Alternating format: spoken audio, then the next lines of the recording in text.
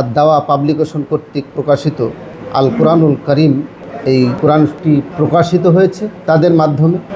এই প্রকাশ হওয়ার পর আমি প্রথমে আমার সন্তানের জন্য এই কোরআনটি সংগ্রহ করি। তখনই আমি দেখলাম এবং বুঝলাম কোরআনটি আসলেই যে কেউ সহিশুদ্ধভাবে তেলাওয়াত করতে পারে চেষ্টা করলে। এই দাওয়া পাবলিকেশনসের যে কোরআনটি, এই কোরআন আপনারা যদি অধ্যয়ন করেন সহজভাবে ওনারা উপস্থাপন করেছেন, কোথায় কয় আলিফ টানতে হবে সেই চিহ্নগুলো ব্যবহার করেছেন তারা। এবং কোরআনটার পাতাগুলো অত্যন্ত চমৎকার। দেখা যায় যে বয়স্ক মানুষ যারা রয়েছেন এই কোরআন অধ্যয়ন করতে গিয়ে অনেক পেঁচানো হরফ রয়েছে, তারা পড়তে গিয়ে সমস্যার সম্মুখীন হন, চোখে কম দেখেন।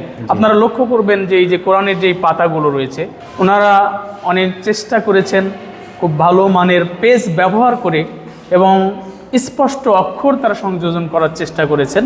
তো এই কোরআন পড়ে আমি খুবই উপকৃত হই। আমি এই কোরআনে উপকৃত হওয়ার পর আমার আম্মাকে, আমার থেকে তো অনেক বয়স, আমার আম্মাকে কিনে দিয়েছি। আমার আম্মাও এই কোরআন খুশি হয়েছে এবং তিনি পড়তে পারে চশমা ছাড়াই। শুধু আমার আম্মা নয়, আমি আর হাত দিয়ে আমি কয়েকটা কোরআন কিনেছি আমার দাওয়াতে। আচ্ছা আচ্ছা, এবং তারাও উপকৃত হয়েছে। তো ইনারা যে ইন্ডিকেটরগুলো ব্যবহার করেছেন, এটা একবার যদি আমরা বুঝে নিই বা যে কোনো পাঠক যদি বুঝে নেই তাদের কাছ থেকে, তাহলে সহজেই তারা মাদের ব্যবহার, মাখরাদের ব্যবহার, কোথায় গুণনা করতে হবে, কোথায় কয় আলিফ টানতে হবে, কোথায় ছেড়ে দিতে হবে, এই উচ্চারণগুলো কিন্তু সহজে করতে পারবে, যাতে করে উচ্চারণ বিকৃতির সম্ভাবনা এইটাতে অনেকটাই কম, যা পাঠকদের জন্য অনেক সুবিধাদায়ক। এই কোরআনের অক্ষরগুলোকে এত সুন্দরভাবে স্পষ্ট এবং বড় করা হয়েছে যা সব বয়সের মানুষের কাছে এবং সাধারণ মানুষের কাছে এটা একবারে স্বচ্ছন্দে সে পড়তে পারবে।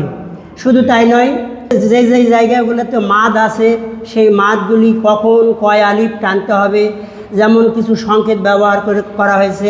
এক মানে এক আলিফ, কোনো জায়গায় দুই আলিফ, কোনো জায়গায় তিন আলিফ। এই জন্য মার্শাল্লাহ আমি প্রথম থেকেই কোরআন মাজিদ দেখেছি, সংকলনের সময়ও আমি দেখেছি এবং যাচাই বাছাই করেছি। মার্শাল্লাহ খুব ভালো লেগেছে এবং আমাকে ভালো লেগেছে এবং প্রত্যেকেই আপনারা দর্শক মণ্ডলীকে আমি অনুরোধ করব আপনারা এই কোরআন মাজিদ নেবেন এবং খুব সহজভাবে সেটা আপনারা বুঝতে পারবেন, শিখতে পারবেন এবং পড়তে পারবেন।